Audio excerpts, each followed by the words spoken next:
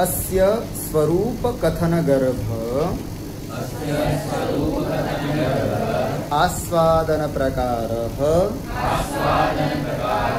कथ्यते। अस्य नाम रसस्य, है ना।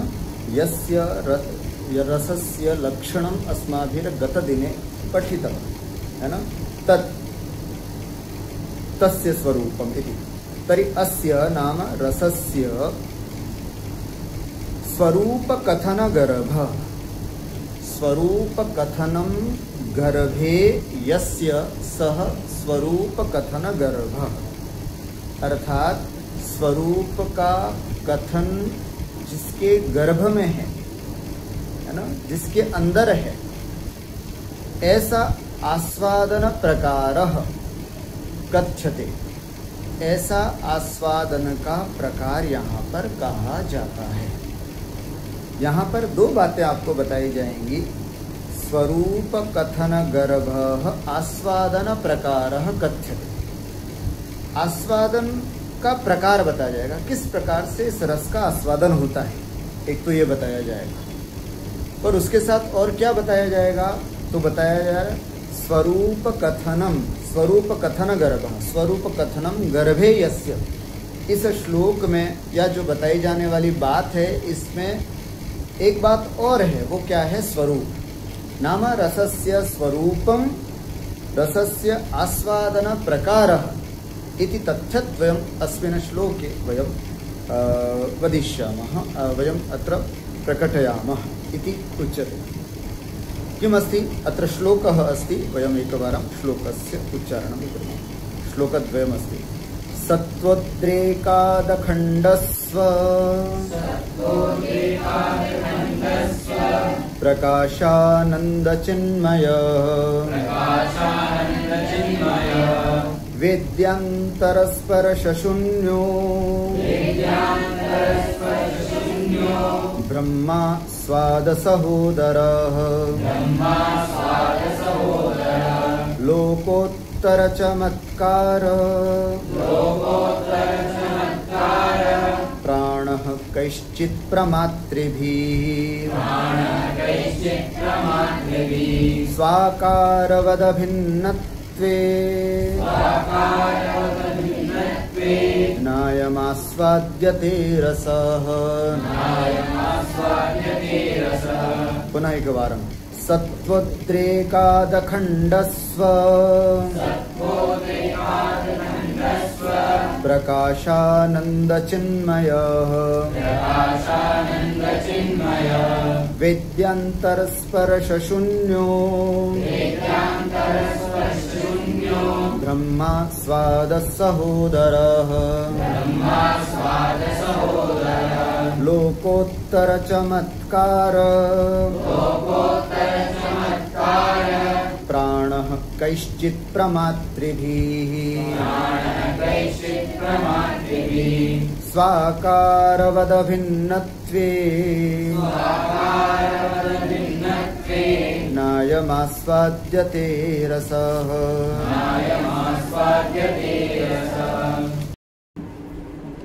अर्थं कुर्मः। अत्र पश्यतु।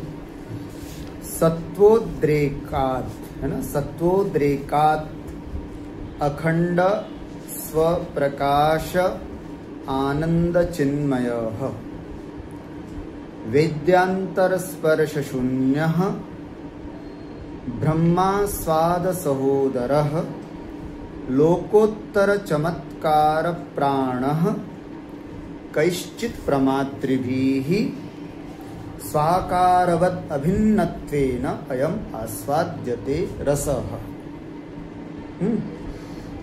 अहं पूर्वमेव उक्तवान् अस्मिन् श्लोकद्वये किं किम् उक्तम्। एकं तु अस्य स्वरूपकथनं, नाम रसस्य स्वरूपम्।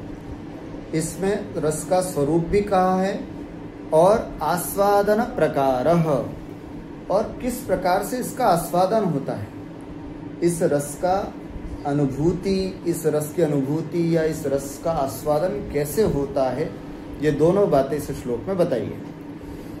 तो कैसे, ध्यान से देखें। सबसे पहले हेतु बताया है, रसानुभूति का हेतु क्या है? तो बताया है सत्वोद्रेकात्। वयं जानीमः यदा कदापि हेतोः कथनं क्रियते तत्र पंचमी भवति। अत्रापि पंचमी अस्ति, सत्वोद्रेकात् इति। सत्वस्य उद्रेकः इति सत्वोद्रेकः, तस्मात् सत्वोद्रेकात्। सत्वगुणः त्रयः गुणाः भवन्ति, सत्वगुणः, रजोगुणः, तमोगुणः, है ना? कति गुणाः भवन्ति? त्रयः गुणाः, सत्व रज तम इति। सत्वोद्रेकात्, सत्व गुण के उद्रेक से, सत्वस्य नाम सत्वगुणस्य उद्रेकात्, उद्रेकात् मतलब आधिक्यात्, सत्व गुण के आधिक्य से, अर्थात अस्माकं मनसि त्रयाणां गुणानां प्रभावः भवति। जब रजोगुण का प्रभाव होता है तो कामादि विकार उत्पन्न होते हैं, और तमोगुण का प्रभाव होता है तो क्रोध, मान और लोभ आदि विकारों का प्रभाव दिखता है। तो जब रज और तमगुण का प्रभाव होता है तो कोई भी व्यक्ति क्या काव्य के रस का आस्वादन कर सकता है? क्या नहीं कर सकता। तो काव्य के रसास्वादन के लिए क्या करना पड़ेगा? रज और तमोगुण को तो दबाना पड़ेगा और एक सत्व गुण को बढ़ाना पड़ेगा। तो अयम रसः आस्वाद्यते, यह रस आस्वादन होता है। कैसे होता है उसमें हेतु बताया है। रस का आस्वादन कैसे हो सकता है? तो सत्वोद्रेकात्, सत्व गुण के आधिक्य से। आप लोग बड़े शांति से बैठे हैं, है ना? भगवान की भक्ति में मन लगता है, आपका चित्त बड़ा स्थिर है, तो समझना अभी कौन से गुण का आधिक्य है? सत्व गुण का, है ना? और जब हम इधर उधर विकृत अवस्था को प्राप्त होते हैं, गुस्सा करते हैं, है ना, हमारे मन में विकार उत्पन्न होते हैं, लोभ आता है, लालच आता है, किसी को चीट करने का भाव आता है, तो समझना उस समय रज और तमोगुण का आधिक्य होता है। और आपका चित्त बड़ा शांत हो तब समझना किस गुण का आधिक्य है? सत्व गुण का। तो रस का आस्वादन करना हो, भगवान की भक्ति करनी हो, है ना, मेडिटेशन करना हो, ध्यान करना हो, तो उस समय कौन से गुण का आधिक्य होना जरूरी है? सत्व गुण का। पढ़ाई में भी मन आपका कब लगेगा? जब सत्व गुण की अधिकता होगी, है ना? इसलिए यहां पर लिखा है सत्वोद्रेकात्। याद रखना इस पद को, सत्वस्य उद्रेकात् इति सत्वोद्रेकात्। सत्वस्य नाम सत्वगुणस्य, उद्रेकात् नाम आधिक्यात्, सत्व गुण के आधिक्य से। अंतिम पंक्तौ पश्यतु स्वाकारवदभिन्नत्वेन अयम, है ना, अयम शब्द यहां से लेंगे और लास्ट में है रस। अयम रसः आस्वाद्यते, यह रस आस्वाद्यते, आस्वादन किया जाता है। किसके द्वारा किया जाता है? यह रस का आस्वादन किसके द्वारा किया जाता है? तो तीसरी पंक्ति में देखिए, कैश्चित प्रमातृभिः, क्या लिखा? कैश्चित प्रमातृभिः नाम ज्ञातृभिर् न तु सर्वैः। कैश्चित प्रमातृभिः, प्रमाता माने ज्ञाता, प्रमातृभिः नाम ज्ञातृभिः, किसी अच्छे जानकार के द्वारा ही, न तो सर्वैः, सबके द्वारा नहीं। ऐसे कैश्चित प्रमातृभिः, रस का जो प्रमाता है, रस का जो ज्ञाता है, रस को जो समझता है, ऐसे कैश्चित प्रमातृभिः, कुछ ऐसे प्रमाताओं के द्वारा अयम रसः, यह रस आस्वाद्यते, आस्वादन किया जाता है। किस कारण से इस रस का आस्वादन किया जाता है? सत्वोद्रेकात्, सत्व गुण के उद्रेक से। ये पूरा अब हम अन्वय समझेंगे। सत्वोद्रेकात् अयम रसः कैश्चित प्रमातृभिः आस्वाद्यते। सत्व गुण के आधिक्य से यह रस कुछ प्रमाताओं के द्वारा आस्वादन किया जाता है। कौन आस्वादन किया जाता है? अयम रसः, यह रस। अब यह रस कैसा है, उसका स्वरूप 4-5 स्वरूप के द्वारा आपको बताया जाएगा, इसके लक्षण बताए जाएंगे। कैसा है स्वरूप जिसका आस्वादन किया जाता है? तो पहला इसका स्वरूप बता रहे अखंड। दूसरा स्वरूप स्वप्रकाशः। तीसरा स्वरूप आनंद चिन्मयः अथवा आनंदमयः चिन्मयः। चौथा स्वरूप वेद्यांतर स्पर्श शून्यः। पांचवा स्वरूप ब्रह्मा स्वाद सहोदरः। और छठा रस का स्वरूप है लोकोत्तर चमत्कार प्राणः।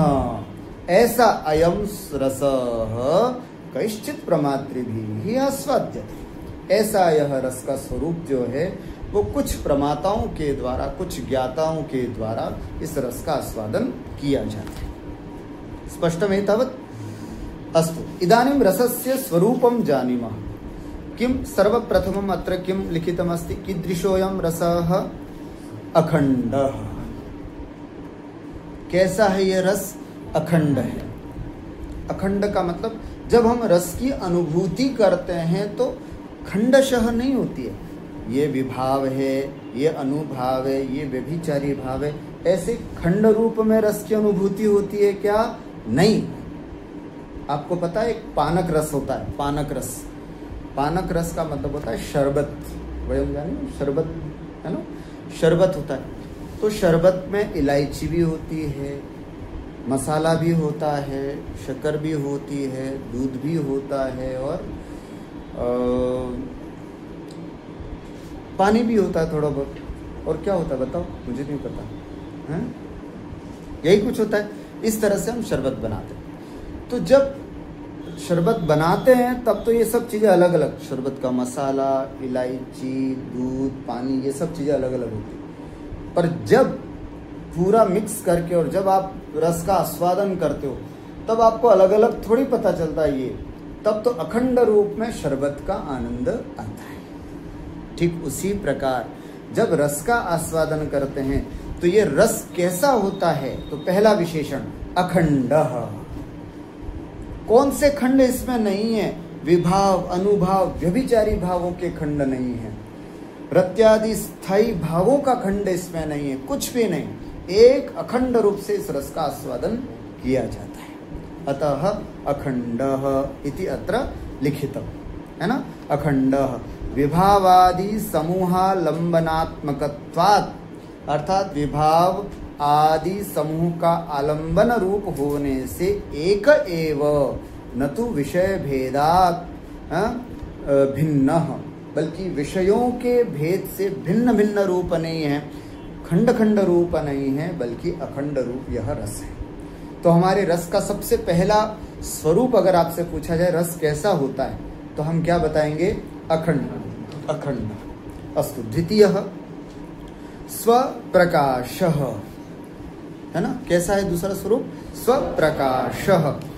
स्वेन अर्थात आत्मना प्रकाशते दिश्यते, है ना, इति तथा भूतः न तो पुनर्ज्ञानांतरगम्यः। अर्थात स्वप्रकाश, अपनी आत्मा से ही जिसका प्रकाशन किया जाता है। रस आत्मा से ही जाना जाता है, किसी और से, किसी और पदार्थ से नहीं जाना जाता। रस को जानने के लिए पुस्तक की आवश्यकता नहीं, रस को जानने के लिए प्रकाश की आवश्यकता नहीं, रस को जानने के लिए किसी टीवी, मोबाइल या किसी और किसी चीज की आवश्यकता नहीं। स्वप्रकाशः अर्थात स्वेन प्रकाशः इति स्वप्रकाश। स्वेन मतलब आत्मना, अपने खुद से, बिल्कुल आत्मना, अपने खुद से, आत्म से प्रकाशते, है ना, दीश्यते तथा भूतः। किसी और ज्ञान की आवश्यकता इसके लिए नहीं होती है, इसलिए इसको स्वप्रकाशः बोला, है ना। और तीसरा विशेषण देखिए इसमें, स्वप्रकाशः के अलावा देखो उसके बाद आनंद चिन्मयः स्वप्रकाशकः स्वतः प्रकाशमानः, ऐसा भी लिखा है, स्वतः प्रकाशमान, अपने आप से ही प्रकाशित होने वाला। अब आनंद चिन्मयः, ये मयट प्रत्यय है, वो दोनों के साथ लगेगा, आनंद के साथ भी लगाना है और चित्त के साथ भी लगाना है। आनंद का अर्थ होता है सुख और चित्त का मतलब होता है ज्ञान। आनंद चिन्मयः, आनंदमयः अर्थात सुखमयः।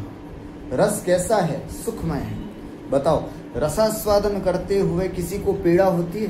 किसी को कष्ट होता है क्या? है ना? किसी को घबराहट होती है, अरे मुझे घबराहट हो रही है, अभिज्ञान शकुंतलम बंद करो, ऐसा कभी होता है क्या? कभी नहीं। कोई मूवी देखते देखते किसी को चक्कर आया आज तक? कभी नहीं, कभी नहीं। अर्थात रस जब होता है, रस का आस्वादन होता है तो आनंदमय, आनंद स्वरूप होता है। यहां तक कि करुण, आगे बताए जाएंगे, करुण रस जिसका अनुभव करते हुए व्यक्ति रोता है ना? व्यक्ति रोता है, आंखों से आंसू पोंछता है, तब भी उससे पूछा जाए कैसा लग रहा है तुमको? अरे साहब क्या मूवी है, बहुत अच्छा, बहुत अच्छा। जैसे कई मूवी के सीन ऐसे होते हैं, है ना? जब भी कभी भगवान आदि मूवी देखेंगे आप तो आपको पता चलेगा, है ना? उसमें कैसी स्थिति होती है कि कई सीन ऐसे होते हैं जहाँ पर मतलब आपको आंसू आएंगे ही, आपकी आंखें भर आएंगी। ऐसी स्थिति में भी कोई पूछे आपसे कि यार क्या कर रहे हो तुम, रो रहे हो क्या? हाँ यार बहुत, टीवी बंद कर दूं क्या? अरे नहीं यार बहुत अच्छा लग रहा है। मतलब क्या रस है, मजा आ गया। मतलब सीरियल्स में भी होता है ना, कई जगह सीरियल, मूवी, नाटक, उपन्यास, ये सब में यही होता है। इसलिए तो कहा जाता है कि आनंदमय, मतलब ऐसा सब कुछ होने के बावजूद भी इससे कभी किसी को कोई परेशानी नहीं होती, इसलिए इसको क्या बोला? आनंदमय, सुखमय। आनंदमय मतलब सुखमय। और अगला विशेषण चिन्मय, ज्ञान स्वरूप होता है, ज्ञानमय है ना, ज्ञान स्वरूप, ज्ञान स्वरूप होता है। ठीक हो गया? कितने विशेषण हो गए? अखंड, एक तो अखंड होता है रस, दूसरा स्वप्रकाश अर्थात स्वतः प्रकाशमान, तीसरा आनंदमय मतलब सुखमय, आनंदमय इत्युक्ते सुखमय, चिन्मय मतलब ज्ञान स्वरूप, ज्ञानमय, ऐसा यह रस होता है। एक और अच्छा विशेषण बता रहे हैं रस का, किम? वेद्यांतर स्पर्श शून्य। वेद्यांतर स्पर्श शून्य, इसका मतलब क्या है कि वेद्यांतर मतलब अन्य किसी भी प्रकार के वेदन से जो शून्य है। आहा, कितनी अच्छी बात है ना? वेद्यांतर स्पर्श, वेद्यांतरस्य स्पर्शेन शून्य, वेद्यांतरस्य नाम अन्य ज्ञेय पदार्थस्य, वेद्यांतरस्य मतलब अन्य ज्ञेय पदार्थस्य, स्पर्शेन अर्थात तत्काल, संस्पर्शेन शून्य मतलब रहित। क्या अर्थ हुआ कि जब हम रस का आस्वादन करते हैं उस समय किसी भी प्रकार का अन्य किसी भी पदार्थ का अनुभव नहीं होता है। व्यक्ति इतना डूब जाता है उसमें कि उसको पता ही नहीं चलता है कि समय कितना बीत गया, दरवाजा खोल करके कौन अंदर आ गया, माँ ने क्या कहा, पिताजी क्या कह करके चले गए, कुछ भी नहीं पता चलता। व्यक्ति कहते हैं ना कि जब उपन्यास पढ़ते हैं और यहाँ से बैठ करके आप जब दिल्ली जाते हो, कई बार हमने देखा है, हम जब सफ़र करते हैं एक उपन्यास अथवा नाटक हाथ में ले लिया बस, और उसके बाद फिर उसको यहाँ जयपुर से दिल्ली पहुँचने में डबल डेकर में 3 से 4 घंटे लगते हैं, 3 साढ़े 3 4 घंटे लगते हैं। अब उसी दौरान हम मान लीजिए हाथ में अभिज्ञान शकुंतलम ले लिया या स्वप्न वासव दत्तम ले लिया, बस अब उसको पढ़ते हुए ऐसा समय निकल जाता है कि पता नहीं चलता कि कब कचौरी वाला आया, कब समोसे वाला आया, कब अलवर आया, कब और सब आया, कुछ भी नहीं पता चलता। ऐसा कैसे हो गया? इसके लिए कहता है वेद्यांतर स्पर्श शून्य, अर्थात अन्य ज्ञेय पदार्थस्य, और अन्य जितने भी जानने योग्य पदार्थ हैं उन सब के स्पर्श से तत्काल है ना, तत्काल संस्पर्शेन शून्य रहिता, अर्थात और किसी भी पदार्थ का ज्ञान उस समय बिल्कुल नहीं होता है। इसी को बोलते हैं रसास्वाद, है ना। जब आप कभी कोई नाटक देखोगे या कभी आप मूवी देखते हैं या कभी आप उपन्यास पढ़ने बैठते हैं तो आपको कुछ भी पता नहीं चलता, यहाँ तक कि भूख प्यास का भी पता नहीं चलता कई लोगों को। जब ऐसे पढ़ने बैठ जाते तो 2-3 घंटे कहाँ निकल गए पता ही नहीं चलता। ऐसा क्यों होता है? कारण है वेद्यांतर स्पर्श शून्य रस। ये रस होता ही ऐसा है कि अन्य किसी भी ज्ञेय पदार्थ का उस समय ज्ञान नहीं होता है। अस्तु, अगला है ब्रह्मा स्वाद सहोदरः। ब्रह्मा स्वाद सहोदरः कहा जाता है कि आनंदमयत्वात्, आनंदमय होने से ही ब्रह्म साक्षात्कार सदृशः, ब्रह्म साक्षात्कार के जैसा होता है। आस्वादः, आस्वाद का मतलब होता है आनंद। आनंद 3 प्रकार का होता है, एक तो विषयानंद, एक ब्रह्मानंद और एक रसानंद। विषयास्वाद, रसास्वाद अथवा ब्रह्मास्वाद, 3 प्रकार का आस्वाद। आस्वाद का मतलब होता है आनंद, 3 प्रकार का होता है। विषयास्वाद सबसे निकृष्ट होता है। विषयास्वाद का मतलब होता है पंचेंद्रिय विषयों का आनंद प्राप्त करना, इसको बोलते हैं विषयास्वाद।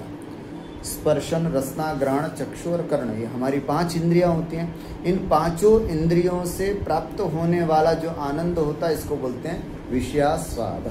गाने सुन रहे हैं, कर्ण इंद्रिय का आनंद। कुछ सुगंधित पदार्थ को प्राप्त किया, घ्राण इंद्रिय का आस्वाद। ये सब आनंद हो गए। मिठाई खाया, रसगुल्ला खाया, उस समय जिह्वा इंद्रिय का आस्वाद। ठीक है, तो ये विषयास्वाद कहलाता है। एक होता है ब्रह्मास्वाद। आहा, ब्रह्मास्वाद कैसा होता है? ब्रह्मास्वादे ब्रह्म मात्रम प्रकाशते हो, उस आस्वादन में केवल मात्र ब्रह्म का साक्षात्कार होता है। ब्रह्म का मतलब आत्मा भी ले सकते हैं, आत्मानुभूति। उस समय केवल ब्रह्म साक्षात्कार। ब्रह्म का मतलब ब्रह्मा भी ले सकते हैं, ब्रह्मा का स्वरूप का ज्ञान, अथवा ब्रह्म का मतलब ज्ञान, आत्मा भी ले सकते हैं। तो ब्रह्म साक्षात्कार करता है, ब्रह्म का आस्वादन करता है। आत्मानंद में जब व्यक्ति लीन होता है तो उसको और किसी भी प्रकार का ज्ञान नहीं होता है, वो उसी में लीन हो जाता है। और तीसरा होता है रसास्वाद। ये रसास्वाद कैसा होता है? ब्रह्मस्वाद के जैसा होता है? नहीं, उसका मिलता जुलता है, उसका जुड़वा भाई है, ब्रह्मस्वाद का भाई है।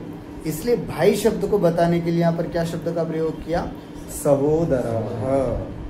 ब्रह्मा, इसलिए लिखा ना ब्रह्मा स्वाद सहोदरः, अर्थात यह रसास्वाद जो होता है वह ब्रह्म स्वाद के जैसा ही होता है। सहोदर क्यों कहा?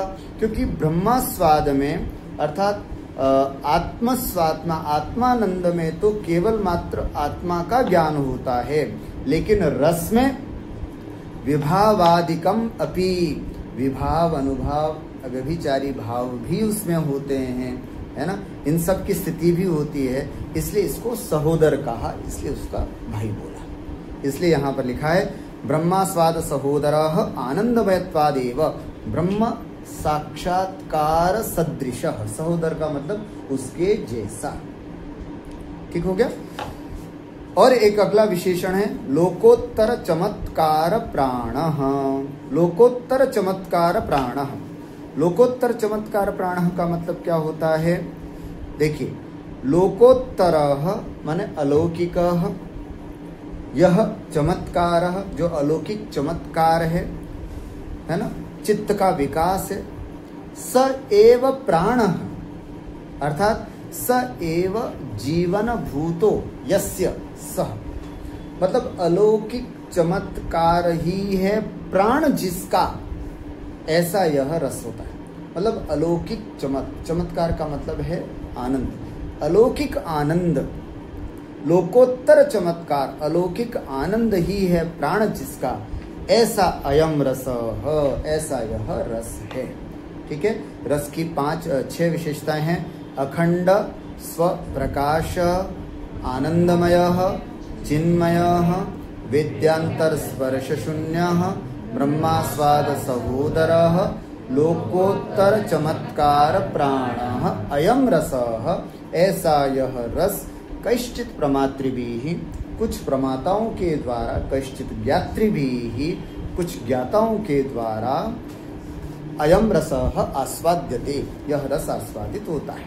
यहाँ तक जो बात थी ये तो हो गया रस के स्वरूप का कथन, यहाँ तक प्रदर्शित किया।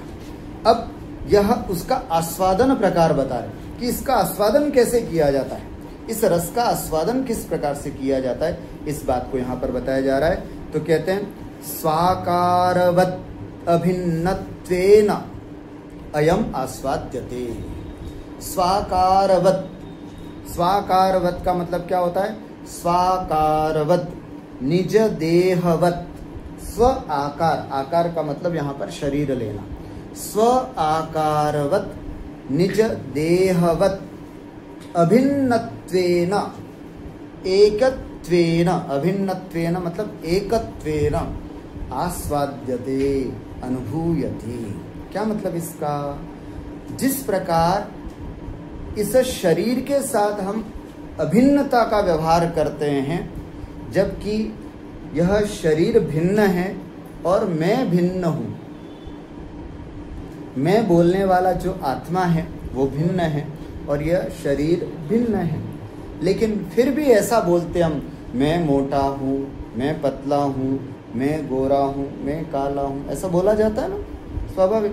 तो ये कैसे बोला जाता है कि वह व्यक्ति, वह आत्मा उस शरीर रूप अपने आप को मानता है ना, इस कारण से वो ऐसा बोलता है, मैं सुखी हूँ, मैं दुखी हूँ, मैं रंक हूँ, मैं राजा हूँ, मैं मोटा हूँ, मैं पतला हूँ। बल्कि आत्मा कभी मोटी पतली होती है क्या? आत्मा कभी गोरी काली होती है क्या? नहीं, ये सब शरीर का स्वरूप है, लेकिन ऐसा बोला जाता है।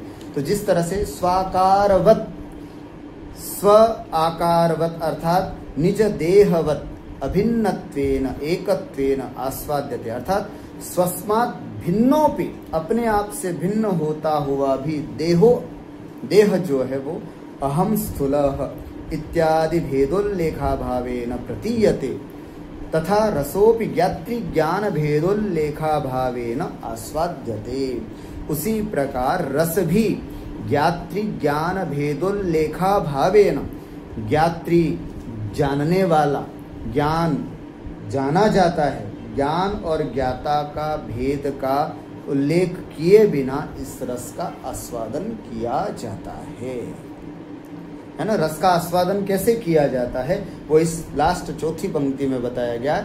स्वाकारवत् अभिन्नत्वेन, जिस प्रकार से हम शरीर को अभिन्न रूप से मानते हैं, उसी प्रकार रस में भी, रस की अनुभूति करते हैं तब भी ज्ञाता कौन, ज्ञान क्या, इन सब का कोई भेद नहीं होता है, ऐसा है ना। स्वाकारवत् अभिन्न के रूप, अभिन्नता के रूप में अयम रसः आस्वाद्यते, इस रस का आस्वादन किया जाता है।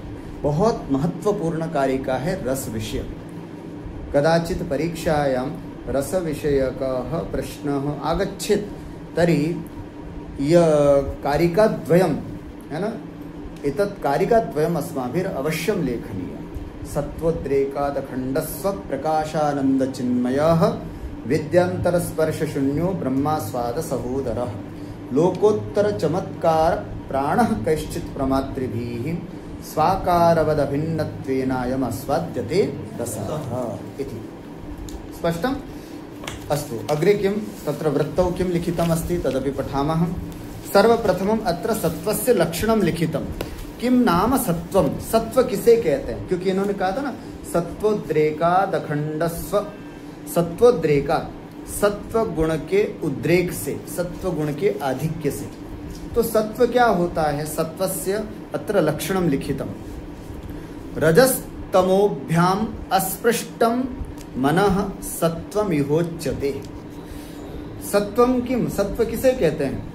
रजस्तमोभ्याम, रजगुण और तमोगुण से अस्पृष्ट, अर्थात रज और तमोगुण से असंस्पृष्ट जो मन है, जो अंतःकरण है, उसी को सत्व कहते हैं। अर्थात ऐसा अंतःकरण ऐसा मन जिसमें रजोगुण और तमोगुण नहीं हो। रजोगुण और तमोगुण से रहित अवस्था जो होती है मन की, उस अवस्था को हम क्या बोलते हैं? सत्व। सत्व रजो है ना, इसलिए आपको ये परिभाषा याद रखनी। रजस तमोभ्याम स्पृष्टम मनः सत्वमिहोच्यते। बोलो एक बार, रजस तमोभ्याम स्पृष्टम है ना। सत्वगुण किसे कहते हैं? ऐसा मन जिसमें रजोगुण और तमोगुण स्पृष्ट नहीं है, उनसे रहित जो हैं, ऐसे मन की जो दशा होती है। क्योंकि मन में तीनों में से कोई एक न एक गुण तो जरूर रहेगा। जब रजोगुण और तमोगुण हटा दिया तो कौन सा गुण बचा? सत्वगुण। तो वो जो दशा होती है मन की, उसको बोलते हैं सत्वम, उसे सत्व कहते हैं। इसी बात को और आगे बता रहे हैं। इत्युक्त प्रकारः, इस प्रकार से प्राचीन आचार्यों की उक्ति के अनुसार, इत्युक्त प्रकार मतलब ये प्राचीन आचार्यों की उक्ति है, रजस तमोभ्याम अस्पृष्टम मनः सत्वमिहोच्यते। इन प्राचीन आचार्यों की उक्ति के अनुसार अब यहाँ पर और सत्व गुण की परिभाषा आचार्य विश्वनाथ बता रहे हैं। बाह्य मेय विमुखता पादक, बोलिए, बाह्य कश्चानान्तरो धर्मः सत्वम्। क्या कह रहे हैं? बाह्य मेय, बाहरी पदार्थ, मेय माने पदार्थ अथवा विषय। बाह्य मेय विमुखता पादकः, बाहरी पदार्थों से, बाहरी विषयों से चित्त वृत्तियों को हटाने वाला है ना। विमुखता पादकः, बाह्य पदार्थों से, बाह्य विषयों से चित्त वृत्तियों को हटाने वाला जो हमारा मन है, अंतःकरण है, उसका आंतरो धर्मः, उस अंतःकरण का, उस मन का जो धर्म है, उसे क्या कहते हैं? सत्वम, सत्व कहते हैं। ठीक है। बाह्य मेय विमुखता पादकः कश्चानंतरो धर्म, है ना। अर्थात कोई धर्म, कश्चनांतरो धर्म, कश्चन आंतरो धर्म, कश्चन ऐसा संधि विच्छेद करेंगे, कश्चन कोई, आंतरो धर्म, अंतःकरण का जो धर्म है, उसे ही हम क्या कहते हैं? सत्व। सत्व कहते हैं। ये सत्व की परिभाषा परीक्षा में पूछा जा सकता है। ऐसे तस्य, उस सत्व, तस्योद्रेको, अच्छा उसका उद्रेक, उद्रेक मतलब क्या होता है ना। तस्य माने उस सत्वस्य उद्रेको, उद्रेक का मतलब क्या? तो उद्रेक शब्द का अर्थ बता रहे हैं, रजस तमसी अभिभूय आविर्भावः, अर्थात उसका, अर्थात सत्व गुण का रजस तमसी अर्थात रजोगुण और तमोगुण को अभिभूय अर्थात दबा करके, अर्थात उनको बिल्कुल शिथिल करके, उनको बिल्कुल गौण करके, है ना, उनको अक्षम बना करके, उनका जो आविर्भाव होता है, प्रकाशन होता है, किसका? सत्व गुण का। उस आविर्भाव से ही यहाँ पर रस की अनुभूति होती है। समझ में आ गया? सत्वोद्रेकात, इस शब्द को यहाँ पर समझाया है। सत्व के उद्रेक से, सत्व क्या होता है? बाहरी विषयों से चित्त वृत्ति को हटाने वाला अंतःकरण का जो धर्म होता है, उसे हम सत्व कहते हैं। उसके उद्रेक से मतलब रजोगुण और तमोगुण को दबाने के बाद, उनको गौण करने के बाद जो प्रकाशित होता है, उसकी अधिकता होती है उस सत्व गुण के होने से, है ना। अच्छा, ये होता कैसे है? रजोगुण और तमोगुण का अभिभाव अर्थात तिरस्कार अथवा गौण करना, और सत्व गुण का आधिक्य, उद्रेक, आविर्भाव, ये किससे होता है? तत्र हेतु, उसमें हेतु बता रहे हैं, तथा विध अलौकिक काव्यार्थ परिशीलनम। बोलिए, तत्र हेतु तथा विध, हाँ, अर्थात उस सत्वोद्रेक का कारण क्या है, सत्व गुण का उद्रेक किस कारण से होता है। तत्र हेतु, उसमें हेतु बताया जा रहा है। सत्वोद्रेक बोलते हैं ना, सत्व गुण का उद्रेक होता है, तो कैसे होता है, उसका कारण क्या है। तो कारण बता रहे हैं, तथा विध, उस लेवल का, उस उत्कृष्ट, है ना, मतलब श्रेष्ठ कवि कालिदास आदि श्रेष्ठ कवियों के द्वारा अलौकिक काव्यार्थ परिशीलनम, जब अलौकिक काव्यार्थ का परिशीलन किया जाए, जब अलौकिक काव्यार्थ का पठन किया जाए, अनुभवन किया जाए, तब ये स्थिति बनती है, सत्व गुण का उद्रेक होता है और रजोगुण और तमोगुण वहाँ पर अभिभूत होते हैं। ठीक हो गया ना। सत्वोद्रेक कब होता है, तो तथा विध अलौकिक चमत्कार, अलौकिक काव्यार्थ परिशीलनम, अर्थात उस स्टैंडर्ड का, उस टॉप लेवल के कवियों के द्वारा लिखा हुआ जब काव्य है, उसका जब हम पठन करते हैं, उस काव्यार्थ का परिशीलन करते हैं, उस काव्यार्थ का जब रसास्वादन करते हैं, तब ये सत्वोद्रेक होता है, तब उस सत्वोद्रेक की स्थिति बनती है। स्पष्टम है तब। अस्तु, तत्र पुनः कारिकायां अखण्डः पदः एकं पदम् आसीत्, है ना, अखण्डः, तस्य को अर्थः अत्र विवेचितमाचार्यै वदन्तु। अखण्ड इत्येक एव अयम्, विभावादि रत्यादि प्रकाश सुख चमत्कारात्मकः।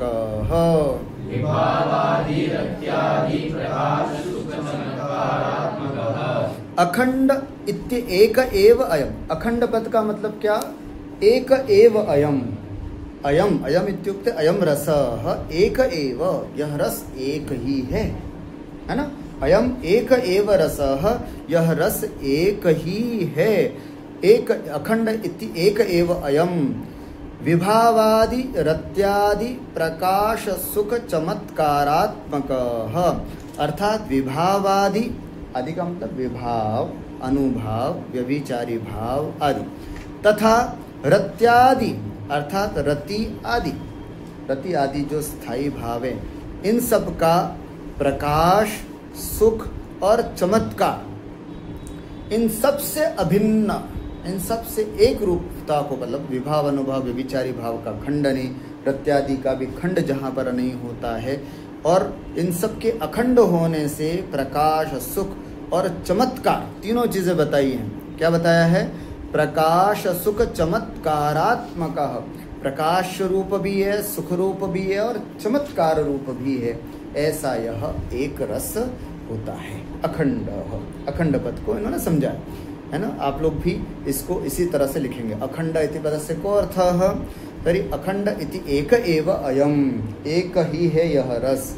और कैसा है ये, विभावादि रत्यादि प्रकाश सुख चमत्कारात्मकः, अर्थात विभाव, अनुभाव और व्यभिचारी तथा रति आदि का प्रकाश एवं सुख और चमत्कार, इन सब से बिल्कुल अभिन्न एतदात्मा रस एक ही है। इन सब स्वरूप वाला रस एकमात्र ही होता है। अत्र हेतुम वक्ष्यामः, इसमें कारण बता रहे हैं कि विभाव, अनुभाव और व्यभिचारी भाव तीन तीन चीजें हैं, है ना, उसके बावजूद भी रस एक कैसे, अखंड कैसे, उसमें हेतु क्या है। तो उन्होंने कहा कि नहीं, अभी नहीं बताएंगे। इसके लिए क्या कहा, अत्र हेतुम वक्ष्यामः, इसका हेतु हम आगे कहेंगे। अभी तो केवल अखंड पद जान लिया, ये अखंड कैसे है, हेतुम वक्ष्यामः, इसका हेतु हम आगे आपको बताएंगे। ठीक है। अच्छा, स्वप्रकाशत्वाद्यपि वक्ष्यमाण रीत्या, जैसे स्वप्रकाश है ना, स्वप्रकाश भी बताया है कि रस जो है वो स्वतः प्रकाशमान होता है।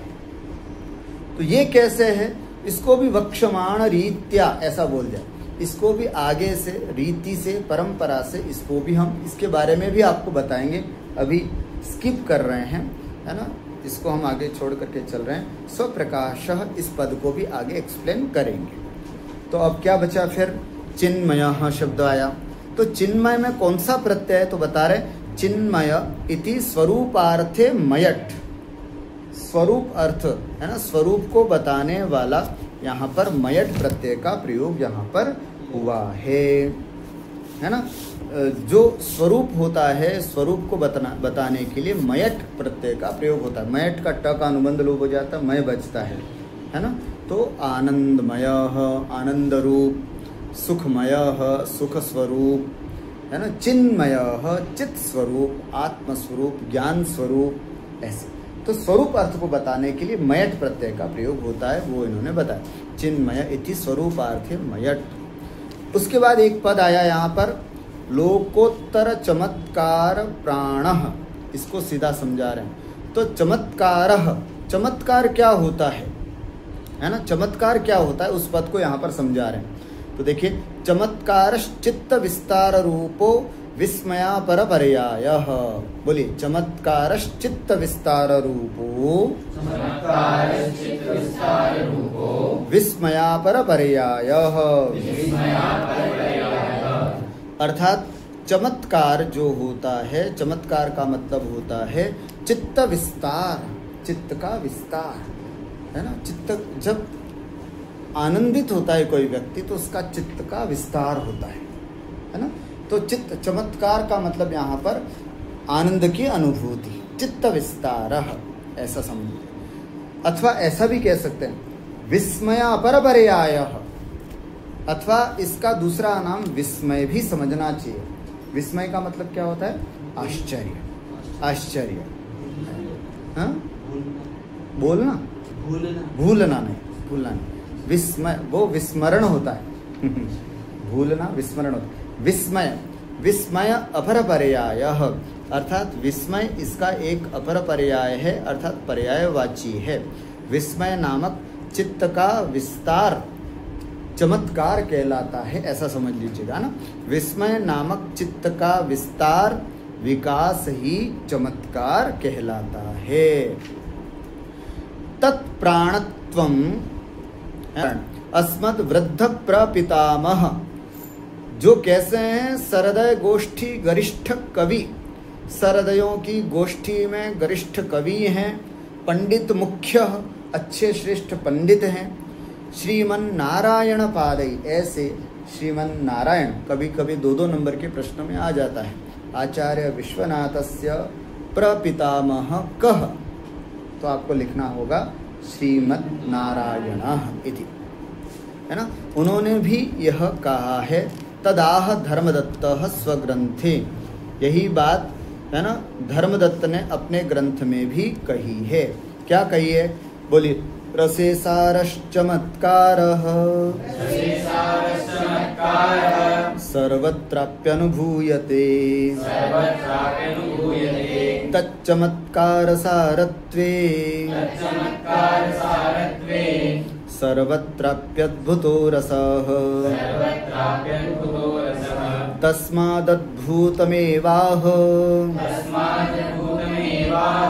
कृति नारायणो रसम। क्या कह रहे हैं, रसे सारस चमत्कारः। रसे, रस में सारभूत अगर कोई चीज है तो वो क्या है, चमत्कारः। बोलो, रसे सारः चमत्कारः, बोलो, सर्वत्राप्यनुभूयते, सर्वत्रापि सभी जगह अनुभूत की जाती है। यह चमत्कार जो है वो रस में सभी जगह अनुभूत किया जाता है।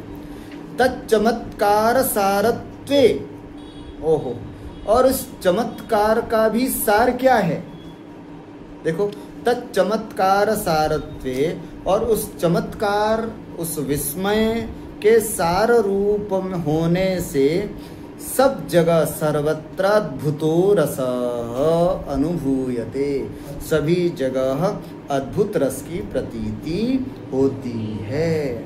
इसलिए पंडित नारायण केवल एक ही, तस्मात् अद्भुतम एव आह नारायणो रसम, इसलिए कृति, कृति माने विद्वान, नारायण ने, है ना, जो कि इनके प्रपितामह थे, उन्होंने अद्भुतम एव रसम, केवल अद्भुत ही एकमात्र रस है, ऐसा इन्होंने कहा, है ना, इनके अनुसार। साहित्य जगत में 8 या 9 रस माने गए हैं, किंतु कई आचार्यों ने एक एक रस को मुख्य प्रधानता दी है।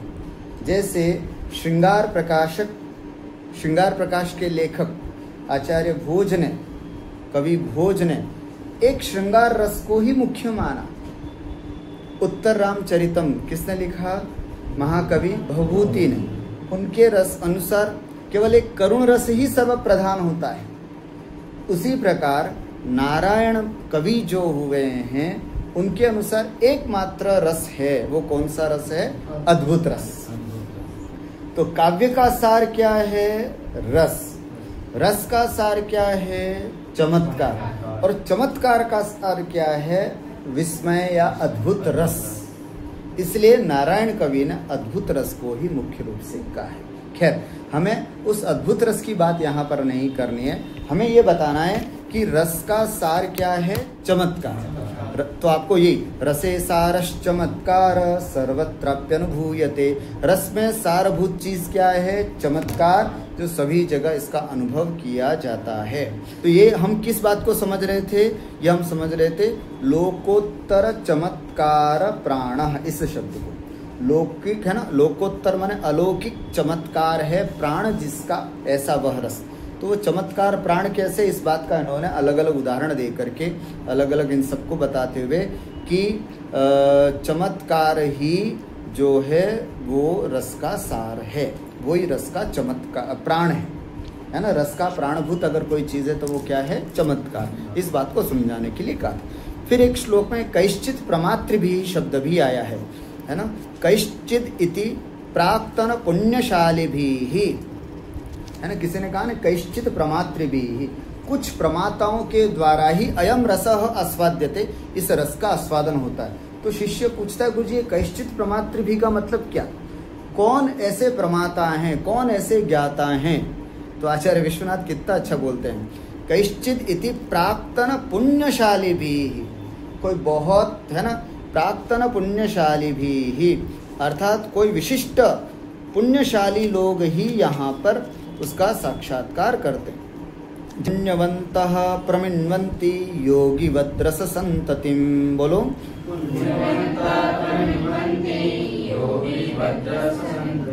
योगिवत, है ना, योगी के समान। कोई जैसे विशिष्ट योगी संत होते हैं ना, वो ही ब्रह्म का साक्षात्कार, लिखा है योगिवत। जैसे कोई योगी होता है वही ब्रह्म का साक्षात्कार कर सकता है, उसी प्रकार पुण्यवन्तः, बहुत पुण्यशाली लोग ही रस संतिम प्रमिन्वन्ति, अर्थात रस की परंपरा का, रस का आस्वादन कर पाते हैं, रस का आस्वादन कर लेते हैं इति। बस आज इतना ही। एतावत् पर्यन्तम् एव वयं पठामः। इतः अग्रे वयम् अग्रिमकक्षायां पठिष्यामः।